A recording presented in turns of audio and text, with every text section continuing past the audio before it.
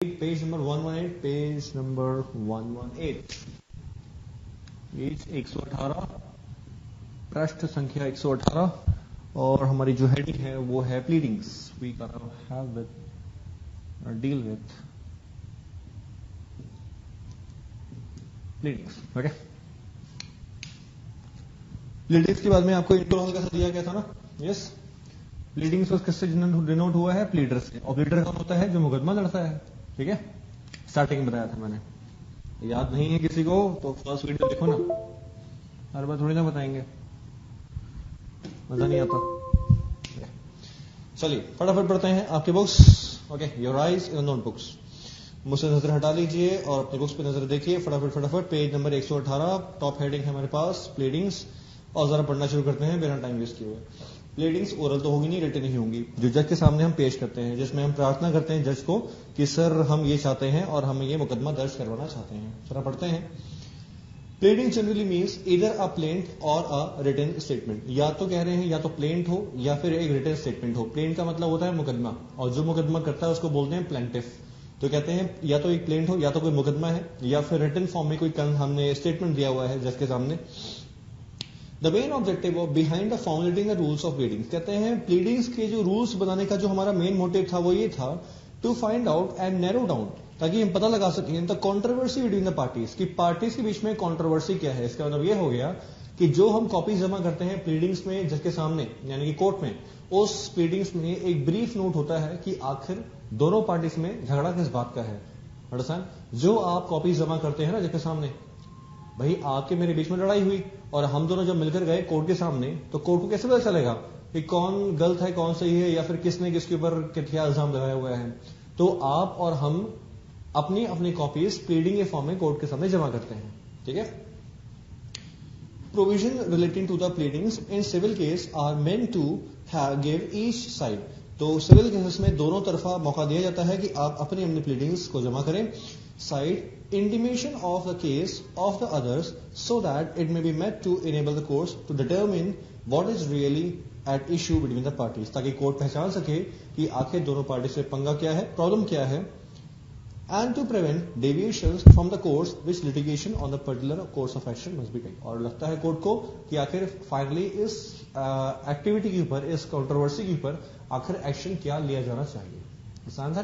तो बताया जा रहा है आपको कि आखिर आप प्लीडिंग्स होता क्या है और प्लीडिंग्स आप जमा क्यों करवाते हैं।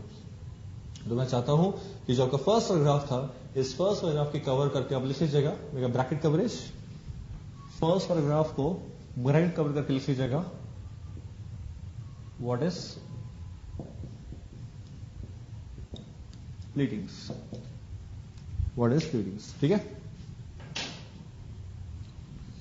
चलिए next paragraph. The whole objective of the pleading is that each side must may be fully alive to the questions, ताकि दोनों तरफा को मौका दिया जाए सवाल जवाब करने का। ऑब्वियसली प्लीडिंग का यही मतलब होता है, in order that they may have the opportunity of bringing forward such evidence as may appropriate, ताकि दोनों पार्टीज को मौका दिया जाए कि वो अपने अपने सबूत सही तरीके से पेश कर सकें, और दोनों पार्टीज को ये मौका मिले अपनी बात को सफाई में रखने का, तभी हम प्लीडिंग्स एक्सेप्ट करेंगे।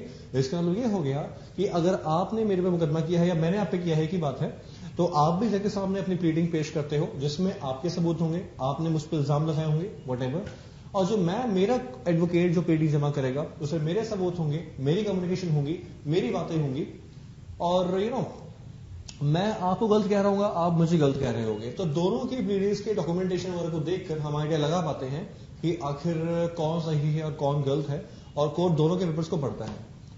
अंडरस्टैंड? आगे बोला गया, नीचे बोला गया, the fundamental rule of pleadings contain the provision in order 6 rule 2 of CPC which enjoys 1 2 3 4। CPC के कुछ रूल्स हैं, वो ये कहते हैं, जरा पढ़ लेते हैं सीपीसी के रूल्स क्या कहते हैं। Every pleading shall contain only a statement in a concise form. Underline the word concise form. बताया गया था आपको, ब्रीफ में होता है प्लीडिंग। हम पूरे लड़ाई झगड़े को एक एक बात, एक एक डेट से मेंशन तो नहीं करेंगे, लेकिन हम ब्रीफ में मेंशन करेंगे कि आखिर पार्टीज क्या कहना चाहती हैं। Every pleading shall contain only a statement in a concise brief form में ऑफ अ मटीरियल फैक्ट्स, जो जो इंपॉर्टेंट बातें हैं। मटीरियल फैक्ट का मतलब होता है इंपॉर्टेंट बातें, जो इंपॉर्टेंट बातें हैं उसको मेंशन करेंगे प्लीडिंग्स के अंदर। On which the party pleadings relies or for his claim or defence as the case to B.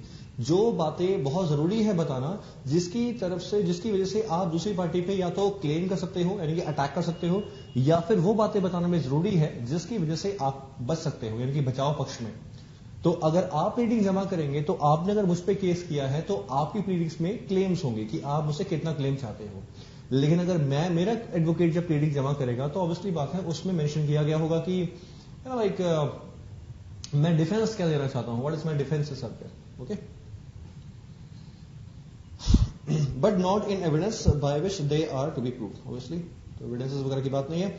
Number 2, every pleading when necessary be divided into the paragraphs numbered consecutively. ये तो logic सी बातें हैं, जो भी आप points कहना चाहते हैं उन पॉइंट्स को आप 1 2 3 4 में कहिए, उसको आप सेपरेटली कहिए अलग अलग पैराग्राफ में।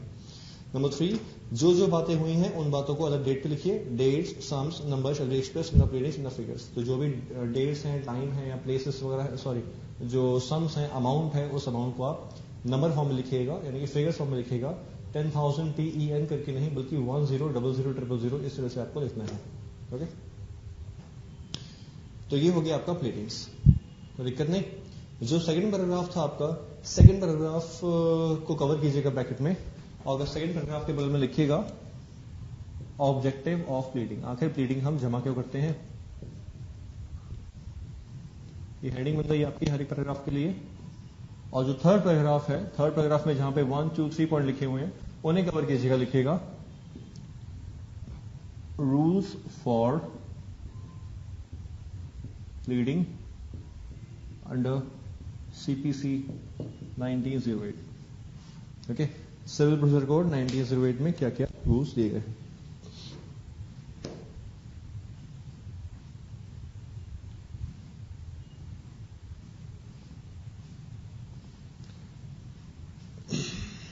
आगे बढ़ते हैं, पिटीशन और एप्लीकेशन। पिटीशन और एप्लीकेशन जरा ध्यान से देखिएगा, दोनों अलग अलग बातें हैं।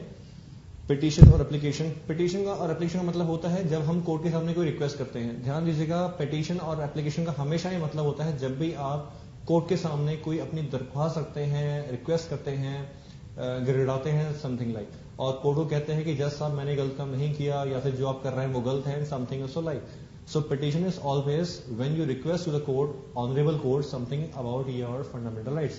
तो जब भी आपके फंडामेंटल राइट्स का वॉयलेशन होता है हमेशा आप रेड पिटीशन फाइल करते हो, और जब भी आप कोर्ट से कोई बात रिक्वेस्ट करना चाहते हैं तभी हमेशा आप एप्लीकेशन फाइल करते हैं, ठीक है। जैसे कि मान लीजिए यस, अभी आपको दिल्ली का एग्जाम्पल देना खराब हुआ क्योंकि यहाँ पे स्टूडेंट्स तो आप लोग सारे के सारे ऑल ओवर इंडिया के हैं, तो ऐसा कोई एग्जाम्पल दे सकते या अभी रिसेंटली क्या हुआ, कोर्ट का जजमेंट आया था कि जो इंडिया में गे मैरिजेस हैं तो गे मैरिजेस जो हैं वो इलीगल करार दे दी जाए।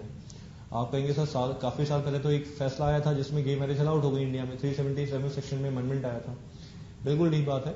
लेकिन अभी रिसेंटली जजमेंट आया करीब 6 महीने पहले मेरे ख्याल से, जिसमें कहा गया, सुप्रीम कोर्ट ने कहा कि नहीं जी, गे मैरिजेस इंडिया में अलाउड नहीं होनी चाहिए, ये हमारा फैसला है। अब इसके ऊपर अगर आप रिक्वेस्ट करना चाहें कोर्ट से कि नहीं sir please gay marriage allow कर दो, प्लीज गे मैरिज अलाउ कर दो, अब आप क्यों रिक्वेस्ट कर रहे हो कोर्ट से ये तो मैं नहीं जानता क्योंकि ये आपका पर्सनल फैसला है। तो आप रिक्वेस्ट करोगे कोर्ट से, यानी कि कुछ लड़के होंगे मिलकर, आप जैसे स्टूडेंट्स वगैरह होंगे मेरे ख्याल से, तो वो स्टूडेंट्स मिलकर कोर्ट के सामने रिक्वेस्ट करेंगे कि sir please gay marriage allow कर दो यार, वरना हम तो बर्बादी हो जाएंगे।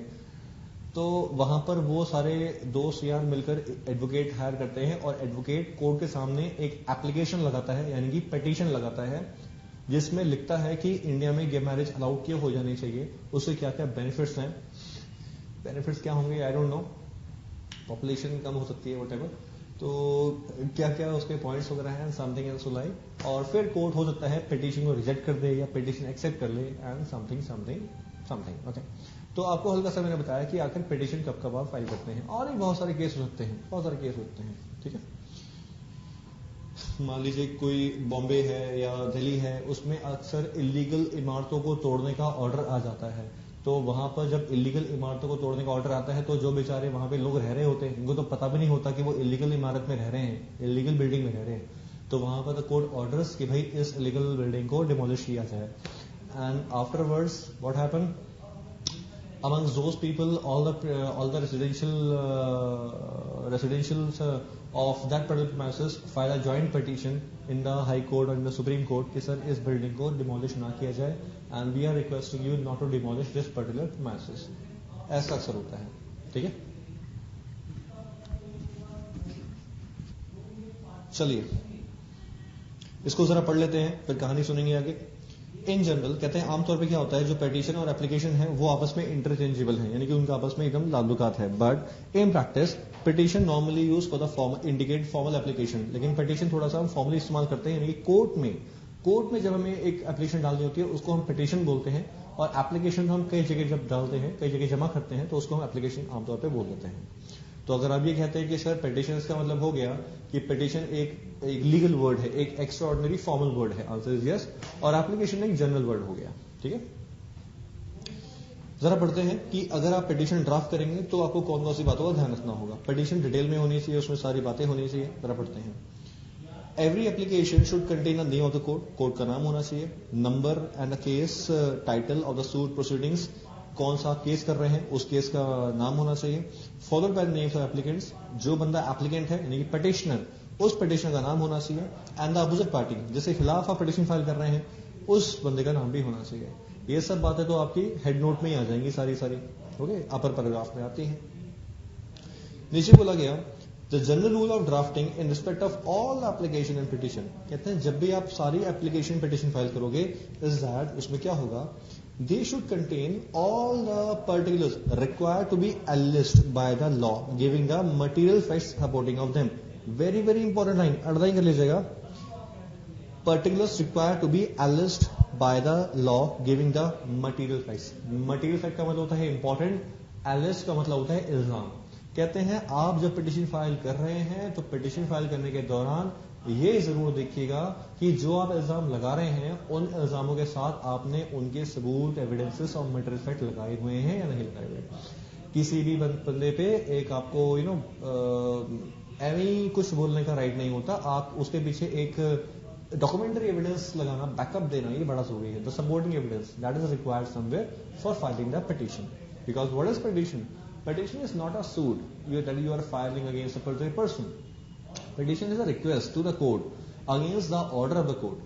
So if you want to quash the order of the court, you must need some strong evidences, some strong material and big facts, so that the court accept your request. Understand? They should be precise as well as concise. वो छोटी बातों में होने चाहिए और should not contain any irrelevant matter. और फालतू की बातें उसमें ना डालें. Obviously. They should be drafted after looking into the provisions of the law that no relevant detail is omitted. जो जिस चीज के ऊपर आप पिटिशन डालना चाहते हैं उसके ऊपर जो कानून बना हुआ है पहले पढ़ लीजिए, कोई छोटी मोटी बात भी उसमें रहना जाए.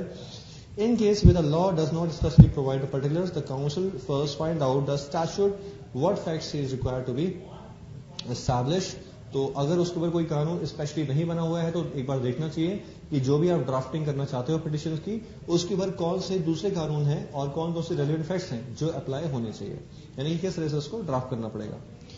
लास्ट वन कहती है as far as possible the grounds on which the application is based should be stated. क्या रीजंस हैं? Underline the word grounds. Grounds word का मतलब होता है रीजंस. ये लॉजिक सी बातें हैं, आपको भी बताया था मैंने. जैसे कि हम लोग गे मैरिज के खिलाफ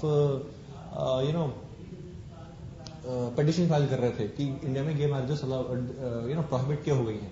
In that situation, that is a requirement that we have to mention the reason also that why in India there is a requirement of the gay marriages. What is the benefit of the gay marriage? What is the reason that a gay marriage should be legalized? जरूरी है ये. Okay. तो गे marriages क्यों legalise होनी चाहिए, आपको उसके reason भी मेंशन करने पड़ेंगे. तो किस बेस पे पिटिशन में फाइल कर रहे हैं, किस बेस पे आपके हम एक्सेप्ट करें रिक्वेस्ट, वो रीजन भी तो मेंशन कीजिए. नीचे कहा गया while drafting a petition the application it should be borne in mind that the pleadings therein should contain the 1 2 3 4. जब भी आप पिटिशन फाइल कर रहे हैं इन बातों का ध्यान रखें. नंबर 1 सच्चाई बोले, जो सच्चाई अपने एक मटेरियल फैक्ट हो. नंबर 2 कानून ना बताएं. कानून तो सरकार को यानी कि कोर्ट को ऑलरेडी पता है, कानून ना बताएं, सिर्फ बताएं सच्चाई, जो सच्चाई है यानी कि जो मटेरियल फैक्ट है. नंबर 3 नॉट एविडेंस, ना ही सबूत बताने हैं क्योंकि सबूत के बाद में पेश किया जाएगा, पहले आपको आपकी रिक्वेस्ट एक्सेप्ट करवानी है कोर्ट से, बस सबूत ना दें. And number 4, material facts immaterial fact should be discarded. जो आलतू फालतू बातें हैं उन सबको हटा दें, कैंसिल कर दें। इन 4 बातों का आपको मेन ध्यान रखना है। आगे बोला कि इसलिए while drafting a petition or application one should ensure that only material facts are incorporated, कि सिर्फ मटेरियल फैक्ट को, देखिए बार बार वही बोल रहे हैं, मटेरियल फैक्ट, इंपॉर्टेंट फैक्ट, 3-4 बातें बोली हैं। मटेरियल फैक्ट होनी चाहिए, इमटेरियल बातें नहीं होनी चाहिए, यू नो लाइक एविडेंसेस वगैरह फालतू नहीं होने चाहिए, इरेलेवेंट बातें नहीं होनी चाहिए, और कंसाइज होना चाहिए, प्रिसाइज होना चाहिए। वो सारी बातें बोल रहे हैं घुमा घुमा के। सेकेंड लाइन में बोलते हैं the material facts are entirely of the facts which would be necessary to prove the necessary to succeed in the case. Okay, ठीक कीजिएगा, इसमें ऐसा कुछ भी नहीं है, इसको क्रॉस कर दीजिएगा। Which is necessary to succeed the case. Okay, which is necessary to succeed the case, succeed in the case. These facts should be pleaded concisely. There should no scope of pleading a provision of the law or conclusion of law. To find out, law is a duty of the court. The facts should be presented in such a way that those irresistibly and spontaneously draw a legal interference. Obviously बात है inference, जो भी आप mention करना चाहते हैं उसको इस कदर मेंशन कीजिए कि लॉ की कोई भी छोटी मोटी जो लूप होल है, स्पॉट लाइन है, वो रहना चाहिए, और सारी की सारी बातें आप कोर्ट के सामने पेश कर दें। इन द लाइक मैनर, उसी तरीके से which are merely evidence to prove the material facts should be avoided, and lastly unnecessary details which are immaterial should be discarded. वो ही पुरानी बातें बोली, जो फालतू फालतू बातें हैं, इमैटेरियल बातें हैं, उनको आप डिस्कार्ड करें, उनको आप मेंशन ना करें। ठीक है, समझ में आ रहा है? तो ये सारी बातें थी। तो मैं कहूंगा ये ड्राफ्टिंग के रूल्स हैं, इस वजह से आपको ड्राफ्टिंग वगैरह करनी है। Next part, affidavit. एफिडेविट में नहीं पढ़ा था लास्ट में, उसको मैं पढ़ना पड़ेगा, जरा पढ़ते हैं एफिडेविट क्या होता है। एफिडेविट का मतलब आपको बताया गया था इससे पहले भी। एफिडेविट का मतलब होता है क्या? अच्छा, क्या होता है एफिडेविट का मतलब? एफिडेविट का मतलब होता है एक शपथ पत्र। शपथ पत्र जिस पे आप कसम लेते हो, कि जो कुछ भी आप कर रहे हैं वो सच है, सच के अलावा कुछ और नहीं है, और अगर आप कुछ गलत लिख रहे हैं तो उसमें आप 100% रिस्पॉन्सिबल होंगे। ठीक है, इसको बोलते हैं हम एफिडेविट। एफिडेविट पहले भी आया था कुछ दिन पहले, आपको तभी बताया था। यहां पे दोबारा से रीडिंग आ रही है उसकी। और एफिडेविट बनाने वाले को या कसम लेने वाले को क्या बोलते हैं? डिपोनेंट। उसको डिपोनेंट कहा जाता है। तो आपको जो उस दिन हमने एफिडेविट पढ़ाया था, सेम टू सेम एफिडेविट यहां पर भी है। ओके, तो वहां से रेफर करेंगे। वही कहानी है, वही मैं रिपीट करूंगा। एवरी पिटीशन, चाहे कोई पिटीशन हो या फिर एप्लीकेशन हो, पिटीशन के आगे ना ऑब्लिक है, उसको ऑब्लिक कर लीजिएगा। ये जो गलती से आ गया इसको काट दीजिएगा। ठीक है, चाहे कोई पिटीशन हो या एप्लीकेशन हो, उसके साथ में एक एफिडेविट लगा होना चाहिए जिसको वेरीफाई करेगा। And shall be drawn up for a first person and shall state the full name, और बंदे का पूरा नाम होना चाहिए, एज होना चाहिए, ऑक्यूपेशन होना चाहिए, और उसका घर का एड्रेस होना चाहिए ऑफ द डिपोनेंट। डिपोनेंट का मतलब वो बंदा जो कसम ले रहा है, और वो बंदा उसको साइन भी करेगा। ओके, तो फर्स्ट पैराग्राफ हो गया आपके एफिडेविट के बारे में। नीचे कहा गया एफिडेविट में कौन कौन सी बातें होनी चाहिए। कहते हैं एफिडेविट में जो भी हो सब कुछ ट्रू एंड फेयर हो, और ABCD होना चाहिए। Clause A, knowledge of deponent, जो भी लिखा हो वो डिपोनेंट की नॉलेज में हो। Clause B, information received by deponent, जो भी डिपोनेंट को पता है उस बारे में लिखा हो। Clause C, belief for deponent, जो भी डिपोनेंट जानता हो उसको विश्वास हो, वही लिखा होना चाहिए। And clause D, information based on the advice, और जो भी उसने डिपोनेंट ने लिखा हो वो उसने किसी के एडवाइस पे ही लिखा हो, यानी किसी ने उसको लिखने को कहा है तभी उसने लिखा है। ठीक है, इसको बोलते हैं हम एफिडेविट। कोई दिक्कत नहीं? कभी अभी आपको लगता नहीं है मैं जल्दी जल्दी बोलता हूं? अच्छा, हमेशा ही लगता है?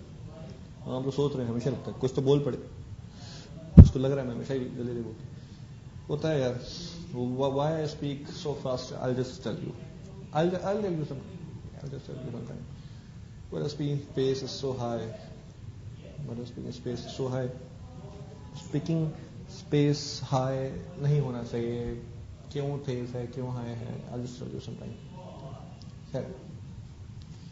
Yes, next है हमारा application in execution. Application in execution, अच्छा एफिडेविट इंपॉर्टेंट है, एफिडेविट इंपॉर्टेंट है, इसके ऊपर लिख लो इंपॉर्टेंट। एफिडेविट एग्जाम में आ चुका है, पहले भी आ चुका है, अभी भी आएगा। और नेक्स्ट जो हेडिंग आ रही है हमारे पास, एप्लीकेशन एग्जीक्यूशन, ये भी इंपॉर्टेंट है, ये भी एग्जाम में आ चुका है। ठीक है, इस पर भी इंपॉर्टेंट कर लो। चलो पढ़ते हैं, ये तो शुरू से पहले खत्म हो गया। After decree is put into execution, कहते हैं जैसे ही कोर्ट का फैसला आता है और उस कोर्ट के फैसले को हम एक्सेप्ट करते हैं, a variety of application depending upon the mode of execution by which satisfaction of decree is sought to have been made by decree holder. तो हो सकता है उस फैसले के ऊपर आप कोई एप्लीकेशन लगाएं, तो उसको हम बोलते हैं एप्लीकेशन इन एग्जीक्यूशन। दोबारा सुनिए, जब भी कोई कोर्ट का फैसला आंदा है, लो आपने पढ़ा था ना बचपन में एग्जीक्यूटिव में, डिग्री होता है, ऑर्डर होता है, और क्या होता है, जजमेंट होता है, याद है? हम ऑर्डर जजमेंट की बात नहीं कर रहे, किसकी बात कर रहे हैं, डिग्री की बात कर रहे हैं। तो कहते हैं जब भी कोर्ट की डिक्री आएगी, डिक्री आने के बाद यानी कि फैसला आने के बाद क्या होगा, आप उस फैसले को एक्सेप्ट करोगे और उस फैसले को एक्सेप्ट करने में जो टाइम लगेगा, एग्जीक्यूशन ऑफ डिक्री, जो भी कोर्ट का फैसला आएगा उस फैसले को आप मानोगे नहीं मानोगे, बिल्कुल मानना पड़ेगा, लेकिन नहीं से थोड़ी ना एग्जीक्यूट कर दोगे। अगर कोर्ट ने बोल दिया अपने फैसले में कि भाई साहब तुम 10 लाख का जुर्माना उस दूसरी पार्टी को पे करो, तो 10 लाख का जुर्माना नेक्स्ट डे पे करोगे? आंसर नहीं ना, नहीं पे करोगे ना, तो टाइम लग जाएगा 4-5 दिन बाद। लेकिन उस 4-5 दिन के अंदर या एक आध 2 हफ्ते के अंदर, उस टाइम के अंदर आपको लगता है कि आपके साथ नाइंसाफी हुई है, कुछ भी हुआ है, वॉटेवर, और आप कोर्ट के उस डिक्री के खिलाफ एक एप्लीकेशन लगाना चाहते हो, यानी कि एक पिटीशन लगाना चाहते हो, लगा सकते हो? हाँ जी बिल्कुल लगा सकते हो जी, कोई दिक्कत नहीं है। क्यों नहीं अलाउड है? बिल्कुल अलाउड है।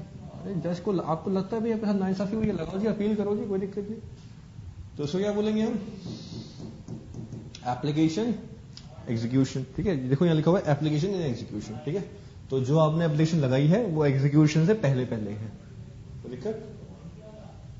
Next, representative suit. Representative suit is an exception to the general rule principle that all the interested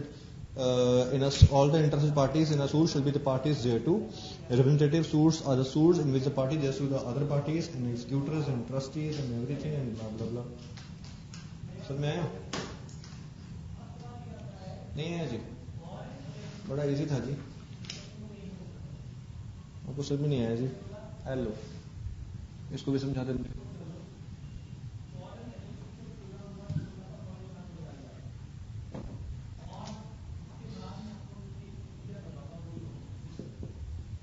इसकी आंखें टेढ़ी हो गई।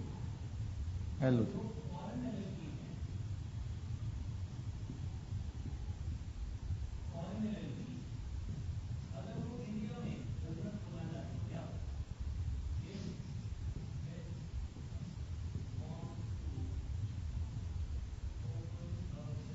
ये सारे अलग अलग हैं, ठीक है।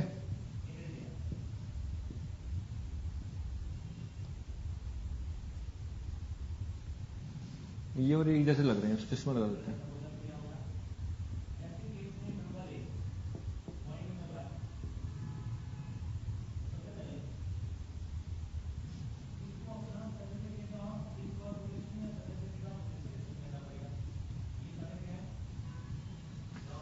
हाँ जी भाई साहब, ये बड़े सारे लोग हैं, इनमें से आप कौन से हैं पता नहीं।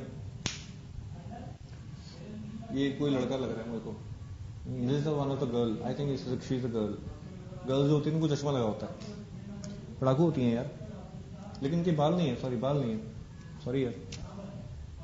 ये लो जी, बाल बना दिए हमने।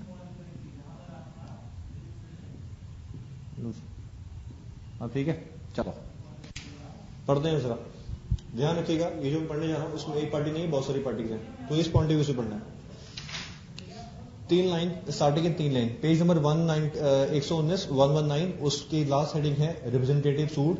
3 लाइन में आपको मीनिंग क्लियर हो जाएगा। रिप्रेजेंटेटिव सूट एक एक्सेप्शन है इस चीज का, बुक पे देखिएगा ध्यान से और मेरी बात सुनिएगा। रिप्रेजेंटेटिव सूट एक्सेप्शन है इस चीज का कि all the person interested in a suit, कि जो भी लोगों के ऊपर मुकदमा किया जा रहा है वो सारे लोग जो हैं वो उस मुकदमे की पार्टीज होती हैं। यानी कि यहां पर हम जो पढ़ने वाले हैं वो ऐसा एक मुकदमा है जहां पे कुछ ऐसे लोग भी हैं जो मुकदमे की पार्टी नहीं है, शायद वो बाहर के लोग हैं। आई रिपीट, फिर से पढ़ते हैं।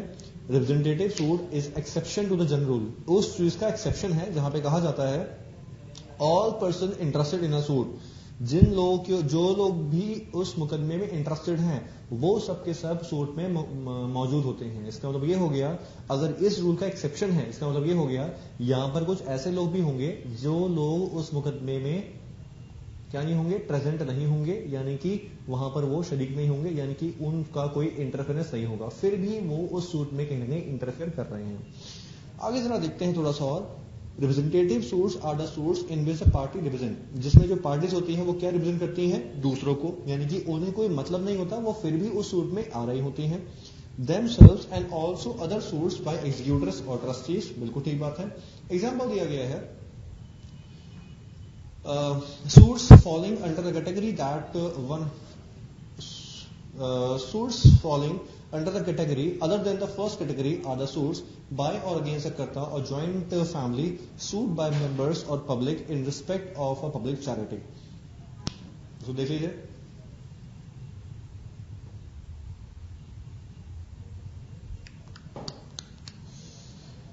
पानी पानी पानी पानी।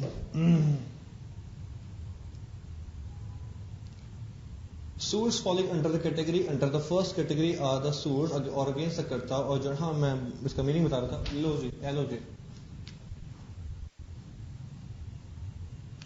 ये है हमारी कौन, अरे पार्टनरशिप फर्म, और क्या कमाल है तुम लोग भी ना, थोड़ा कॉमन सेंस इस्तेमाल नहीं करते। एलो जी, कितने पार्टनर्स हैं बताओ ना किनके, 1 2 3 4 और 5 पार्टनर्स, कोई दिक्कत नहीं, कोई दिक्कत नहीं। इसको पार्टनर गुस्सा पता नहीं क्यों आ रहा है, लो जिसको हंसा देते हैं थोड़ा सा, तो और डरावना लग रहा है।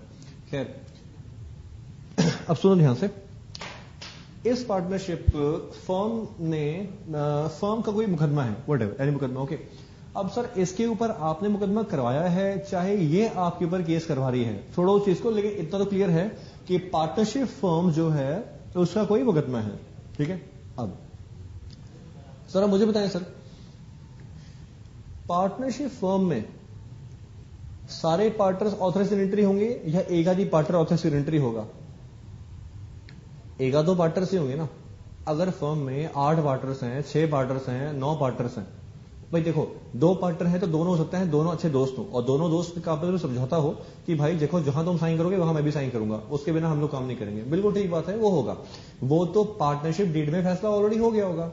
लेकिन कुछ और अगर केसेस में क्या होगा, कुछ और अदर केसेस में हो सकता है ऐसा भी हो कि जहां पर पार्टनर्स बड़े सारे हो और 8-8 पार्टनर्स हो, और 8-9 पार्टनर्स क्या है वो मिलकर बोलते हैं कि यार जब भी कहीं साइन करना होगा तो कोई मिस्टर ये है हमारा, ओके, मिस्टर सीनियर, तो ये सबसे बड़ा है हमारे से, ओके, या 1 2 3 4 हम सब तो घर के मेंबर्स हैं, ओके, वो वाइफ है, ये बेटा बड़ा है, ये छोटा बेटा है, ये बेटी है, समथिंग, ये हमारे पापा जी हैं जो भी हैं, और ये सब सीनियर हैं।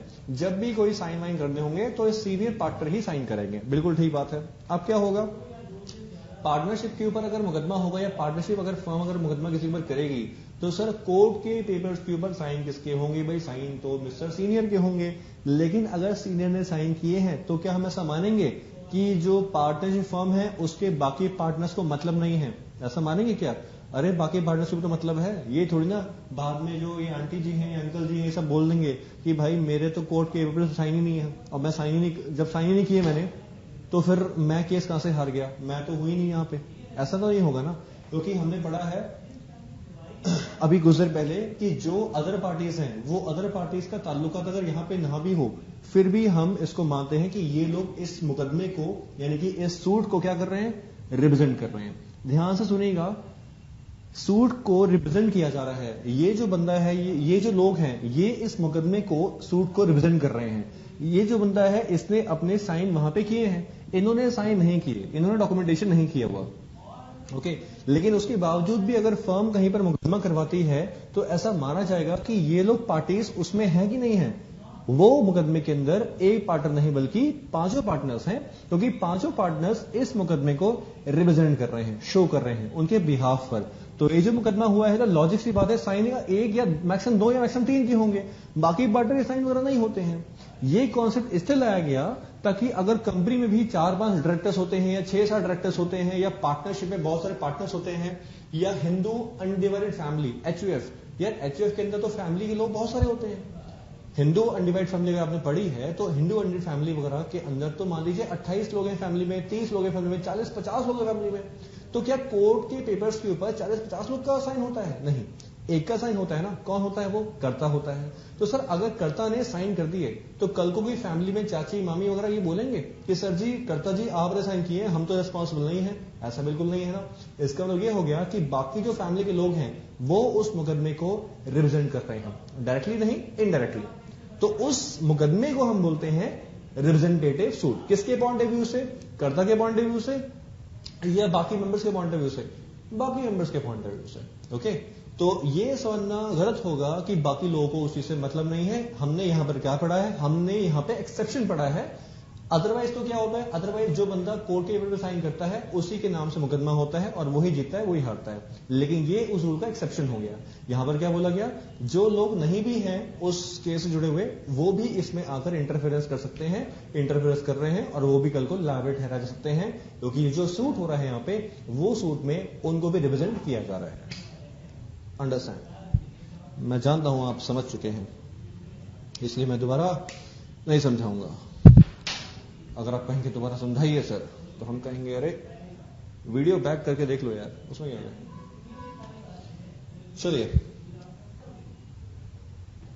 आगे फटाफट देखिए, उसमें लिखा हुआ है आगे, the following essentials conditions are must be fulfilled representing a suit.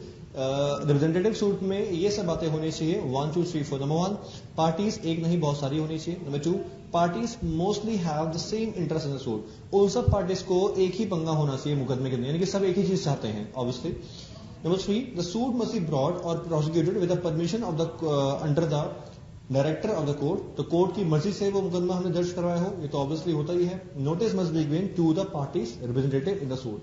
और जो हमारे पास बाकी पार्टीज हैं उन सब पार्टीज को भी उस मुकदमे का क्या हो गया हो, हमने एक नोटिस दे दिया हो। ओके, नेक्स्ट, रिटन स्टेटमेंट और रिप्लाई। रिटन स्टेटमेंट्स वगैरह क्या होते हैं और उसके रिप्लाई किस तरह से करने होते हैं, ये अच्छा पॉइंट है। जरा पढ़ते हैं फटाफट। It is incumbent on the defendant to file his defense in writing. Incumbent का मतलब होता है रिस्पॉन्सिबिलिटी। इंक्यूबमेंट का मतलब होता है रिस्पॉन्सिबिलिटी। ओके, कहते हैं डिफेंडेंट के ऊपर एक रिस्पॉन्सिबिलिटी है कि अगर उसके ऊपर मुकदमा किया गया है, जैसे कि मान लीजिए अगर आप प्लेंटिफ हैं और आपने अगर मेरे पे केस किया तो आप कौन हो गए? प्लेंटिफ। और मैं कौन हो गया? डिफेंडेंट। तो जो प्लेंटिफ है, सुनिएगा दोबारा, आपने मुझ पे मुकदमा किया है और आप हो गए प्लेंटिफ, मैं हो गया डिफेंडेंट। तो जो डिफेंडेंट है उसके लिए जरूरी होता है कि वो अपना रिप्लाई जरूर भेजे। तो देखिए लॉजिक सी बातें हैं, आपने मेरे पे इल्जाम लगाया और उस इल्जाम की कॉपी कोर्ट पे भेज दी, कोर्ट मेरे रिप्लाई का वेट करता है। लॉजिक सी बात है, अगर मैं रिप्लाई नहीं करूंगा इसका मतलब मेरे पास रिप्लाई है ही नहीं, और जब मेरे पास रिप्लाई है नहीं इसका मतलब मैं गलत आदमी हूं। मैं गलत आदमी हूं तो कोर्ट का फैसला आ जाएगा। तो मेरे पर रिस्पॉन्सिबिलिटी आ जाएगी, एक ऑब्लिगेशन आ जाएगी, एक टेंशन आ जाएगी कि मुझे रिप्लाई करना ही करना है। ठीक है, इट इज इंक्यूबमेंट ऑन डिफेंडेंट। कहते हैं डिफेंडेंट के ऊपर एक डिफेंस देने का एक इंक्यूबेंसी आ जाती है राइटिंग में। When the defendant appears and files the written pleadings by way of defense, जब जो डिफेंडेंट है वो अपना डिफेंस फाइल करता है, his pleading should conform to all the general rules of the pleadings as applicable to the application or petition. तो उस defendant ने जो जो लिखना है और जिस तरह से लिखना है वो सारे रूल्स भी सेम होंगे जो प्लेंटिफ के लिए रूल्स वगैरह थे। यानी कि अगर आपको कहा गया था कि आप एविडेंस लगाएंगे, डॉक्यूमेंटेशन लगाएंगे, पैराग्राफ पे लिखेंगे, पॉइंट वाइज लिखेंगे, वो सारी बातें भी डिफेंडेंट के लिए एज इट इज अप्लाई होती हैं। यानी कि ड्राफ्टिंग के जो रूल्स हैं डिफेंडेंट के, वो सेम ड्राफ्टिंग के रूल्स वही होंगे जो प्लेंटिफ के लिए थे जब उसने पिटिशन फाइल किया था। तो आप ये कहना चाहते हैं कि सर दोनों के पैरेलल रूल्स हुए? बिल्कुल ठीक बात है। ठीक है, आगे बोला गया, a subsequent pleading filed by defendant filed by the plaintiff either in reply to the defendant's claim is leave or with the leave of the court answer defendant pleas in defense is also called as written statement, also called as replication or rejoinder। ये बहुत अच्छी बात है। ये देखिए आपको मतलब बताता हूं, तो गया जी। सबसे पहले अटैक किसने किया? तो सबसे पहले अटैक किया था प्लेंटिफ ने. Okay,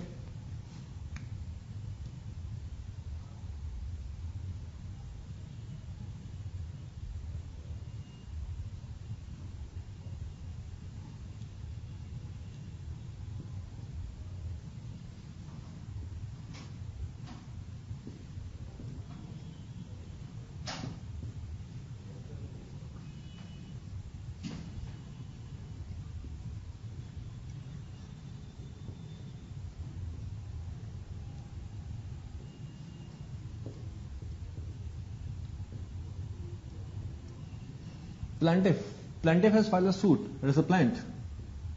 Suit or a plaint on the defendant. And the defendant has to reply, obviously.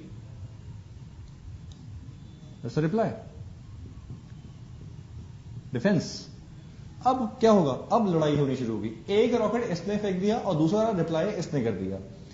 अब जो ये करेगा ना आगे, दोबारा से रिप्लाई करेगा, इसको मैं क्या बोलूं? इसको मैं क्या प्लेंट बोलूं? इसको क्या मैं सूट बोलूंगा? सूट नहीं बोल सकता ना, मुकदमा तो एक ही बार होता है, मुकदमा तो ऑलरेडी हो चुका. अगर आप बोलेंगे सर इसको रिप्लाई बोल देंगे, रिप्लाई थोड़ी ना होगा, रिप्लाई तो उसने किया है. इसको मैं बोलूंगा रेप्लिकेशन या फिर रीजॉइंडर. ओके, और फिर सेम टू सेम इसका रेप्लिकेशन और रीजॉइंडर आएगा.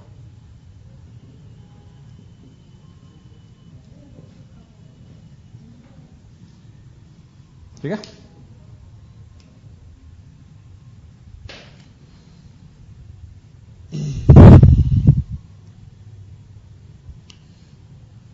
Replication, rejoinder, all the rules relating to the defendant written statements mutatis mutandis. Mutatis mutandis का मतलब होता है as it is, all in all. I repeat, mutatis mutandis का मतलब होता है as it is, all in all. कहते हैं जो भी रूल्स वगैरह थे हमारे प्लेंटिफ के, वो सारे के सारे डिफेंडेंट के लिए भी अप्लाई एज इट इज हो जाएंगे. ओके, नीचे पढ़ते हैं फॉर्म्स ऑफ डिफेंसेस. आखिर कितने प्रकार के बचाव होते हैं? नंबर 1, ट्रांसफर्स और denials. When the defendant totally और category denials the allegation of the plaintiff. बिल्कुल ठीक बात है, ये तो आप लोग करते ही हैं. कितने, मैं फिर बता रहा हूं, फॉर्म्स और डिफेंसेस एग्जाम के लिए इंपॉर्टेंट है ऑब्वियसली. और कितने प्रकार के बचाव होते हैं, आखिर कितने प्रकार के बचाव होते हैं. आपके ऊपर अगर कोई इल्जाम लगाता है, आप किन किन तरीकों से अपने इल्जाम को बचा सकते हैं.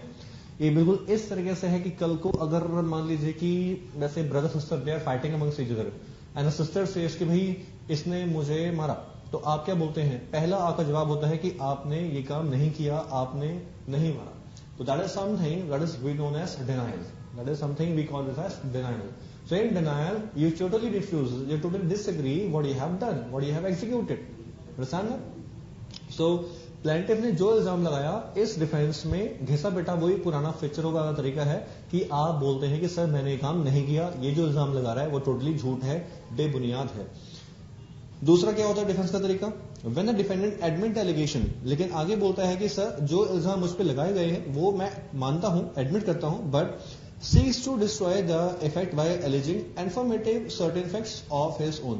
लेकिन वो इल्जाम एक्सेप्ट तो करता है, लेकिन साथ में अपने बदले में एक्सक्यूज देता है कि उसने वो काम एक्चुअली में क्यों किया, और उसने वो काम इसलिए किया था क्योंकि उसके पीछे कोई और रीजन था. यानी कि आप पीछे एक एफर्मेटिव यानी कि पॉजिटिव सेंस में एक्सक्यूज दे रहे हो कि सर हाँ मैं मानता हूं मैंने काम किया, लेकिन मेरे को लगता है मैंने कोई गलत काम नहीं किया.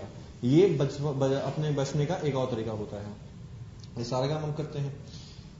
Number 3, objection in point of view the law, और इसको बोलते हैं demurrer. When a defendant pleads that the plan और allegation do not disclose a cause of action और that the special damages claims are too remote. बिल्कुल ठीक बात है. यहां पे क्या होता है, यहां पे जो डिफेंडेंट है वो डिफेंडेंट अपने आप को बचाता है साथ में, और साथ साथ में ये भी कहता है कि ठीक है सर अगर मैं ये इल्जाम मानता भी हूं तो ये जो प्लेंटिफ मुझसे हर्जाना मांग रहा है ये बहुत ज्यादा है और मैं इतना हर्जाना बिल्कुल भी पे नहीं करूंगा. यानी कि फिर वही बात, आप गलती मानते हो लेकिन सॉरी बोलने से मना करते हो. Dilatory pleas. When a defendant pleas go to the root of the case. What is it? When a defendant pleas go to the root of the case. Dilatory pleas में क्या होता है? डिलेटरी प्लीज का मतलब ही delay, dilatory, deletion.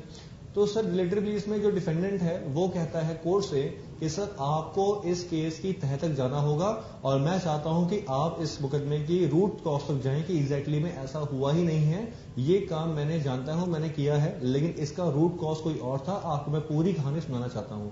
इसमें delay लग जाएगा, यानी कि वो कोर्ट को पूरी स्टोरी, पूरा एक रूट कॉज बताना चाहता है, वाई सर्कमस्टांसेस हैज अकर्ड, ऐसा क्यों हुआ। Last one, set off. It has a effect of extinguishing the plaintiff claim to the extent of the amount claimed by the defendant. Set off में plaintiff ने जो पैसा मांगा है तो बदले में डिफेंडेंट कहता है कि सर अगर वो मुझसे पैसा मांगता है तो मेरा भी कुछ ना कुछ बनता है, तो आप मुझे उससे सेट ऑफ करवा दीजिए। तो वो मुझसे 40 लाख मांगता है तो मैं उससे मांगता हूं कि उसने भी मेरे घर में नुकसान पहुंचाया है, तो मेरे घर में नुकसान करीब करीब 25-30 लाख का हुआ है, तो उसको आप सेट ऑफ कर दीजिए, जो बनेगा एक दूसरे को हम दे देंगे। तो अपने डिफेंस का ये भी तरीका है, ठीक है। तो ये हो गए आपके तरीके, किन किन तरीकों से आप डिफेंस अपना दे सकते हैं। नीचे बोला गया है ड्राफ्टिंग ऑफ रिप्लाई और written statement. Drafting of reply और रिटन स्टेटमेंट देखिएगा, हेडिंग देखिए जरा, ड्राफ्टिंग ऑफ रिप्लाई और रिटन स्टेटमेंट। ओके, हेडिंग, सिर्फ हेडिंग देखिए, सिर्फ हेडिंग, और कुछ नहीं देखना, हेडिंग देखिएगा। देख लिया, चलिए अब इस पेज को ऊपर से टर्न कर दीजिए, क्योंकि मैं क्यों बोल रहा हूं उसको टर्न करने के लिए। दोबारा हेडिंग देखिए, ड्राफ्टिंग ऑफ रिप्लाई और रिटन स्टेटमेंट।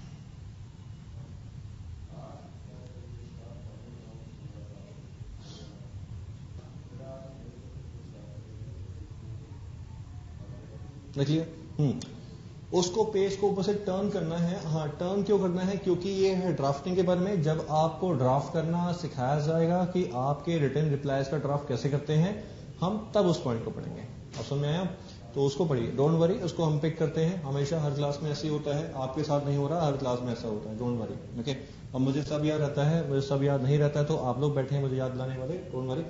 तो देखिए, ड्राफ्टिंग की चीजों को हम ड्राफ्टिंग टाइम भी पढ़ेंगे। अगर आप ये बोलोगे कि सर अभी पढ़ा दो और जब ड्राफ्टिंग करेंगे तब भी हम पढ़ लेंगे, तो मैं कहूंगा कोई बात नहीं, फिर अभी पढ़ लेते हैं। लेकिन अगर आप मुझे बोलोगे तो हाँ जी बताइए। नहीं ना, देखो कोई आवाज नहीं आ रही मुझे, I can not hear anything obviously. तो आवाज अगर नहीं आ रही है तो फिर मैं क्या करूं, फिर मैं उसको स्किप कर देता हूं और तब मैं उसको पढ़ूंगा जब हम ड्राफ्टिंग करेंगे, ठीक है। चलिए, काउंटर एफिडेविट पढ़ लिया था। नेक्स्ट पेज में है रीजॉइंटर। रीजॉइंटर अभी बताया था यार, याद है, रीजॉइंटर भी बताया था कुछ देर पहले। कहां गया रीजॉइंटर, हाँ ये रहा रीजॉइंटर। ओके, ये वही रीजॉइंटर दोबारा आ गया। कहते हैं रीजॉइंटर क्या है, एक स्टेटमेंट है, एक रिप्लाई है प्लेंटिफ का, पिटिशनर का, in the way of the defence, जो उसने अपने डिफेंस में दी है, to the pleas raise in the counter affidavit written statement form defendant. जो डिफेंडेंट ने रिप्लाई दिया था उस रिप्लाई के खिलाफ जो उसने दोबारा से रिप्लाई किया प्लेंटिफ ने, उसको हम बोलते हैं क्या, rejoinder. Such statement subsequently the pleading as an contended under the order. और ये इसके बारे में इस सीपीसी में भी कुछ न कुछ बताया गया। नीचे कहा गया, under rule 9 the leave of court is essential before any party can present a further pleading after the written statement has been filed. The only subsequent pleading that may be filed without the leave of the court is a written statement filed by the way of defence और set as a set off और a counter claim. तो counter claim के बारे में आपको बताया गया था लास्ट क्लास के अंदर कि क्या था काउंटर क्लेम। प्लेंटिफ क्लेम करता है और ये क्या करता है, काउंटर क्लेम करता है। याद है, वीडियो 1 में था यार, वीडियो 1 में था, लास्ट क्लास में बताया था। तो इसने क्लेम किया, इसने सूट किया, इसने काउंटर क्लेम किया और इसने डिफेंस दिया, और फिर इसने क्या किया, इसने इस काउंटर क्लेम के खिलाफ क्या किया, रेप्लिकेशन डाला, यानी कि रिजॉइंटर डाला। तो वही बोल रहे हैं, रिजॉइंटर एक ऐसा लेटर हो गया जो प्ली के खिलाफ हम डालते हैं, जो डिफेंस के खिलाफ हम डालते हैं, और रिजॉइंडर डालता है प्लेंटिफ, और रिजॉइंडर डालने का मतलब है कि उसने काउंटर क्लेम को खारिज करने के लिए वो रिजॉइंडर डाला है। ठीक है, नीचे बोला गया it should be born in mind, third paragraph में कहा गया it should be born in mind while filing a rejoinder. जब भी आप रेप्लिकेशन या रिजॉइंडर फाइल कर रहे हैं, a party can not be allowed to fill up the gaps or lacuna in his pleadings. कोई गैप वगैरह मत छोड़ेगा, कोई पॉइंट को मत छोड़ेगा जो पॉइंट्स काउंटर क्लेम में आए हैं। Nor again a party can introduce new material facts, और ना ही कोई नई चीज आप बता सकते हैं, क्योंकि आपने मुकदमे में ऑलरेडी वो सारी बातें बता दी हैं। कोई नई बातें नहीं बताओगे। इसका मतलब ये हो गया जो आपने मुकदमा किया है, कितनी प्यारी बात बोली है, वाह क्या मजा आ गया। मतलब कहते हैं कि सर प्लेंटिफ ने अगर मुकदमा किया है और इसके ऊपर अटैक किया है, तो इसने आगे से उस अटैक का रिप्लाई किया है। तो रेप्लिकेशन में जो आप आगे और दोबारा अटैक कर रहे हो वो सूट नहीं है, वो क्या है, वो तो रिप्लाई है। किस चीज का? काउंटर क्लेम का रिप्लाई है, उसके डिफेंस का रिप्लाई है।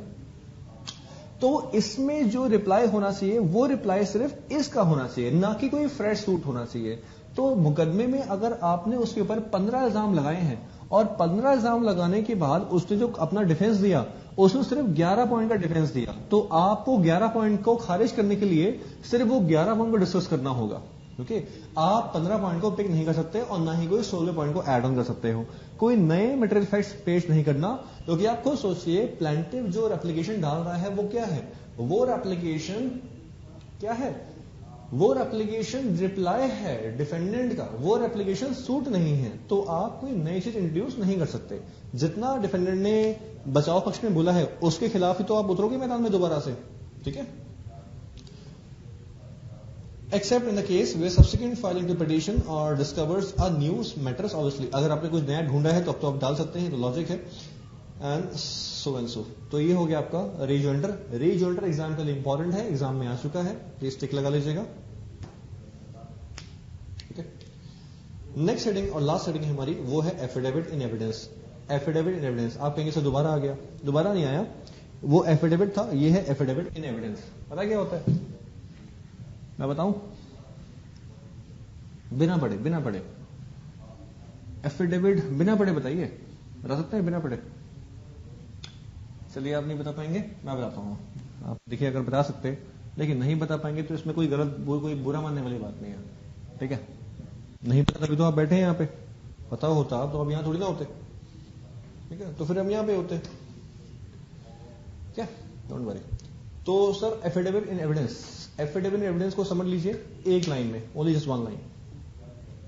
मैं बताऊं तो एफिडेविट का मतलब क्या है, अ पीस ऑफ पेपर और written statement on a stamp paper. I repeat, it's just a document on a stamp paper which mention that deponent have knowledge of a transaction.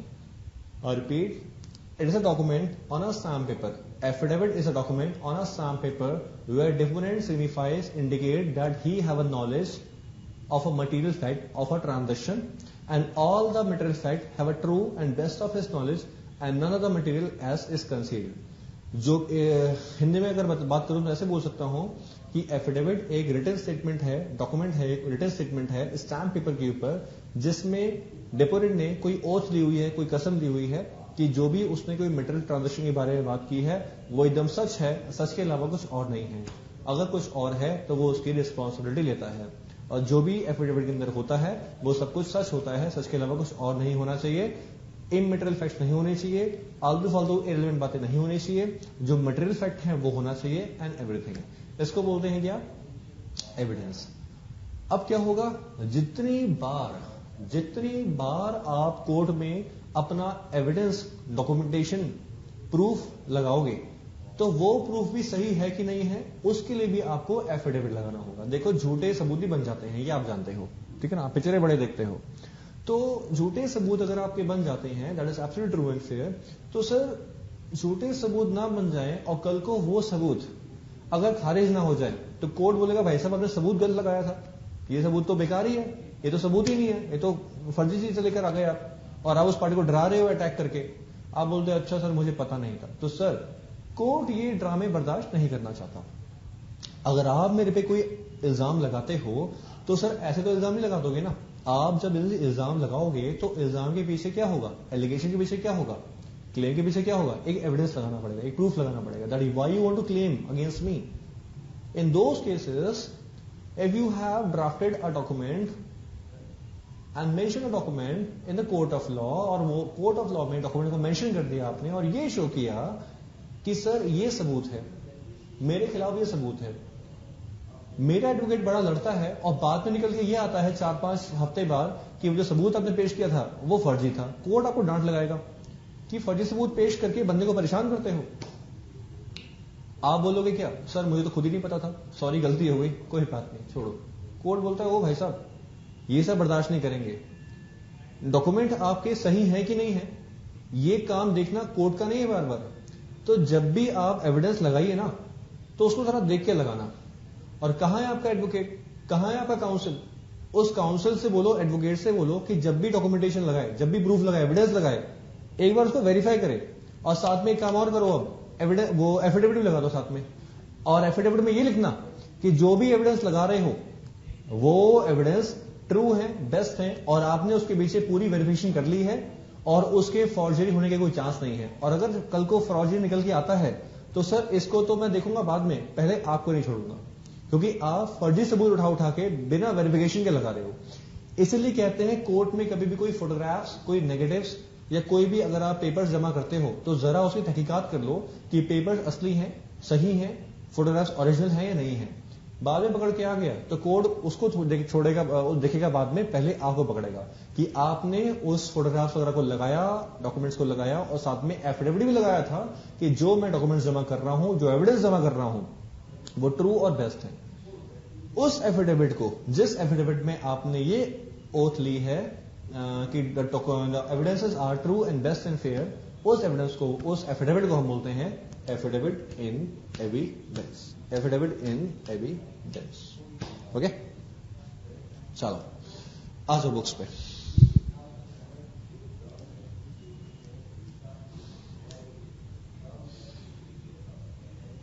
Affidavit in evidence का मतलब है 122 page number पे, बस आखिरी heading है, पढ़ते हैं फिर क्लास खत्म करेंगे। इसका मतलब है as per Indian evidence act it contains the general rules of evidence. कहते हैं एविडेंस के बारे में हमने ऑलरेडी एक्ट पढ़ा हुआ है बचपन में, एग्जीक्यूटिव में, जो इंडियन एविडेंस के बारे में बताता है, जिसमें सिविल केस भी हैं और क्रिमिनल केस के मैटर्स के बारे में भी बातें की गई हैं। नीचे बोला गया सेक्शन 3 कहता है 2 कैटेगरीज ऑफ एविडेंस। एविडेंस 2 प्रकार के हो सकते हैं, एक तो ओरल या फिर डॉक्यूमेंट्री। हम तो डॉक्यूमेंट्री की बात करेंगे। ओरल एविडेंस में क्या होता है, ओरल एविडेंस के अंदर means and includes all the statement which the court permit, जिसमें कोर्ट अलाउ करता है और रिक्वायर करता है कि भाई विटनेस जो तुम जानते हो उसको तुम लिख दो अंडर द इंक्वायरी।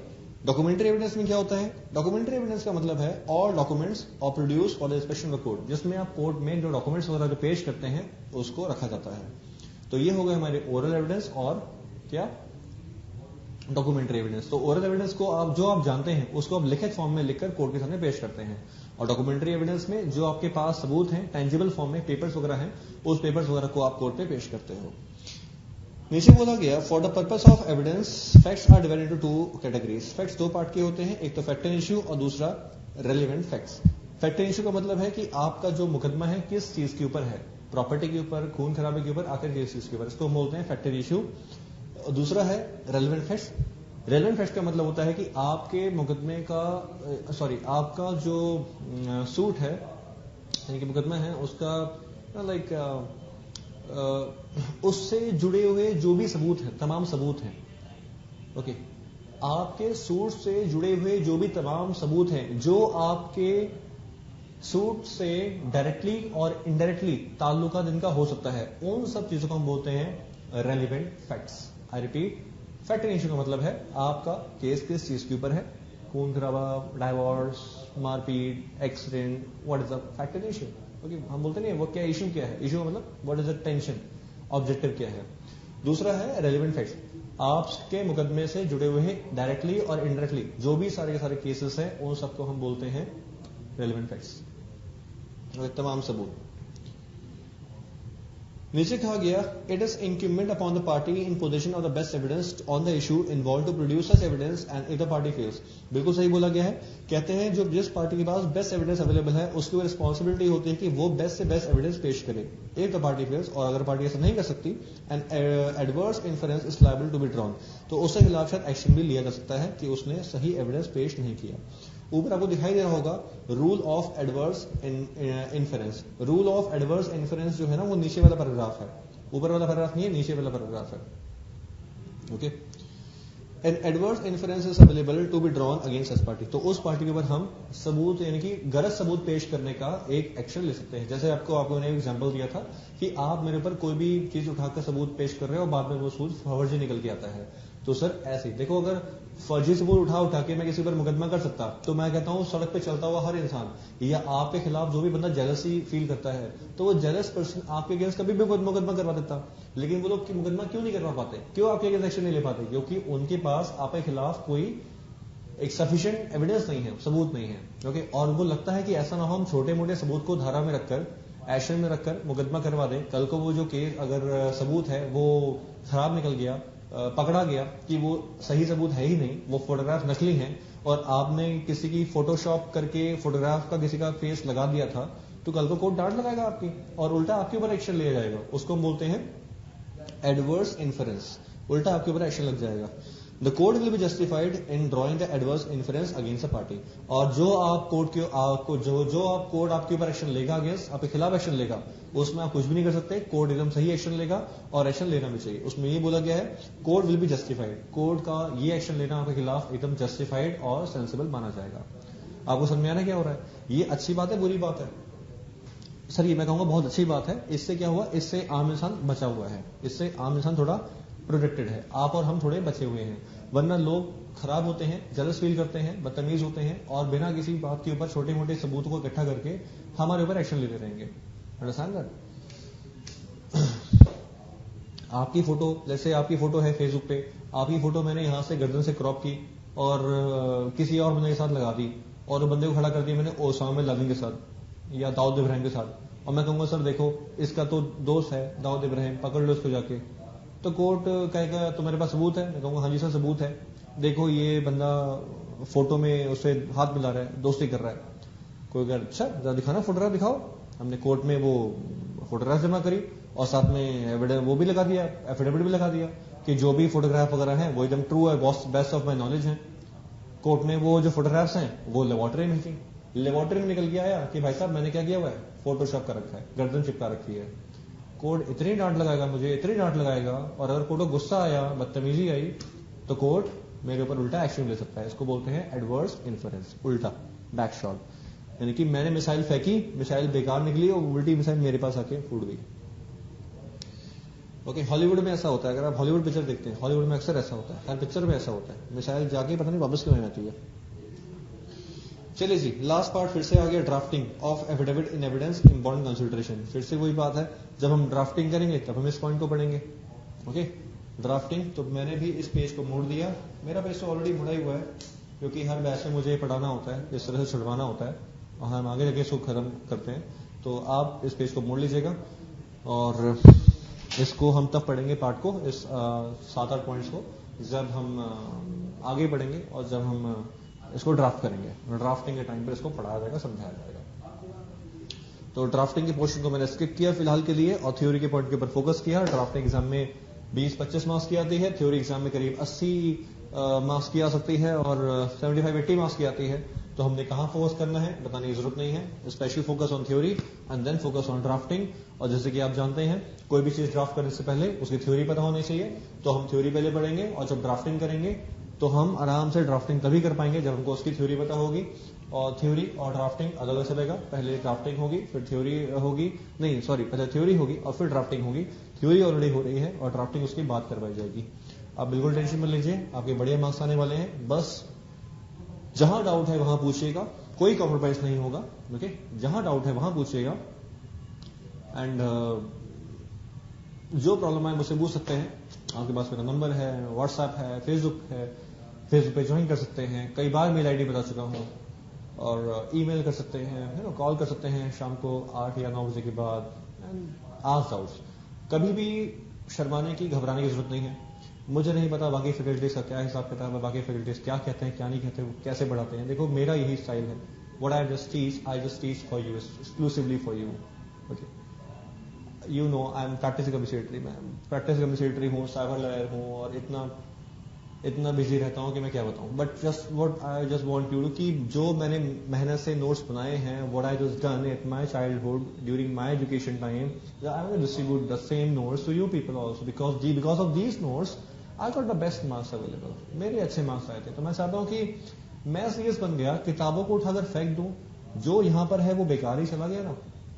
इतनी मेहनत की थी एग्जाम्स के टाइम पर, वो सब बेकार ही चला गया. तो क्यों ना इसको मैं बांटना शुरू करूं, इसको मैं देना शुरू करूं लोगों को. ओके. और आप अगर कहेंगे सर फ्री में क्यों नहीं देते, फिर फ्री में पढ़ाया करो ना, फीस कम कर दो. मैं कहूंगा देखो, अगर हम फ्री में पढ़ाएंगे ना तो हमारी फिर जो वैल्यू है वो खत्म हो जाती है. ठीक है ना. तो इसलिए ये बात, कोई बात नहीं. तो इसलिए मैं कह रहा हूं डाउट्स वगैरह कोई भी हो, डाउट्स वगैरह पूछिए, कोई टेंशन नहीं है. नहीं है डाउट्स तो जबरदस्ती मत पूछिए, डाउट्स अगर नहीं है तो. लेकिन हाँ, क्लास रेगुलरली कीजिए. ये बुक काफी अच्छी है. इस बुक को पढ़ने के बाद थोड़ा सा घर जाके पढ़ लीजिएगा, या मैं कहूंगा मतलब थोड़ा और बाद में पढ़ लीजिएगा. वीडियो देख लेते हैं, वीडियो देखने के बाद थोड़ा बुक को पढ़ने पलटना जरूरी है, सेल्फ स्टडी करना जरूरी है. समथिंग. ओके, चलो जी, कोई दिक्कत नहीं. अभी इसको बस करते हैं, और लेक्चर काफी लंबा हो गया, मोर देन 1 आवर. इसके बाद जो हम शुरू करेंगे, ये हमारा चैप्टर नंबर 7 था, और हमारे पास 2 चैप्टर रह गए हैं, चैप्टर नंबर 6 और चैप्टर नंबर 3. तो चैप्टर नंबर 3, चैप्टर नंबर 6, दोनों चैप्टर को निपटाने के बाद मेरा ड्राफ्टिंग के ऊपर चला जाएगा. बल्कि दोनों में से एक चैप्टर खत्म होने के बाद ड्राफ्टिंग के ऊपर पूरा फोकस आ जाएगा. ओके. तो मैक्सिमम 2 और 3 मोर लेक्चर्स मैक्सिमम. ओके, चलिए बस कीजिए. Thank you very much.